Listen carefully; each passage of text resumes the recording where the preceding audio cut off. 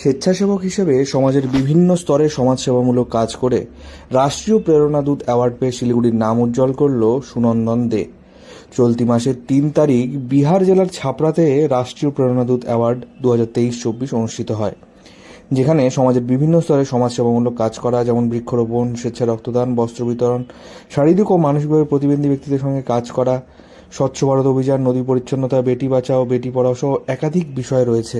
এগুলি নিয়ে কাজ করার জন্যই আজকে তার এই সম্মান প্রাপ্তি। হচ্ছে রাষ্ট্রীয় প্রেরণাদূত অ্যাওয়ার্ড 2024। প্রত্যেক বছরে সেই প্রোগ্রামটা একবার করেই হয়। সেটা আমাদের সমাজমূলক কাজ করার জন্য। যেমন আমি বছরে 3বার করে রক্তদান করি গাছ লাগানোর জন্য। তারপর হচ্ছে বেটি বাঁচাও বেটি পড়াও।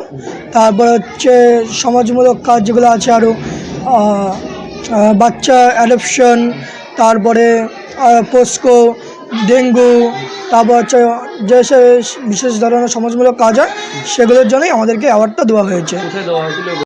জানা গেছে এই অনুষ্ঠানে মোট 22টি রাজ্য অংশ নেয়, যার মধ্যে পশ্চিমবঙ্গ, গুজরাট, কেরল, বিহার, উত্তরপ্রদেশ রয়েছে। এ রাজ্যে শিলিগুড়ি শহরের বাসিন্দা সুনন্দন দেও এতে যোগদান করেন। তিনি শিলিগুড়ি সূর্য সেন মহাবিদ্যালয়ে এনএসএস ইউনিটের একজন স্বেচ্ছাসেবক। সমাজসেবার মধ্যে দিয়ে তিনি বহুদিন ধরেই যুক্ত রয়েছেন। পরিবেশ বাঁচাতে তিনি যেমন শহরের বিভিন্ন জায়গায় গাছ লাগিয়েছেন, ঠিক তেমনি একাধিকবার স্বেচ্ছায় রক্তদান করে বহু মানুষের প্রাণও বাঁচিয়েছেন সুনন্দন।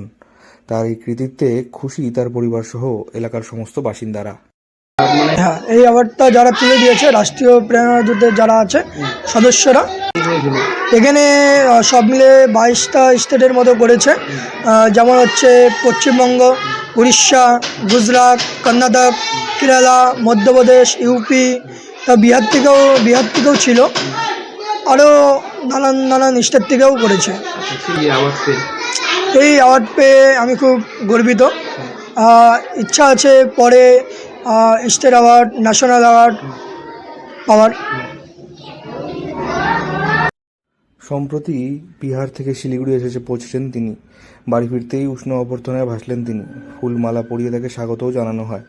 সুনন্দন জানান যে সমাজের বিভিন্ন জায়গায় বহুদিন ধরেই কাজ করে চলেছি।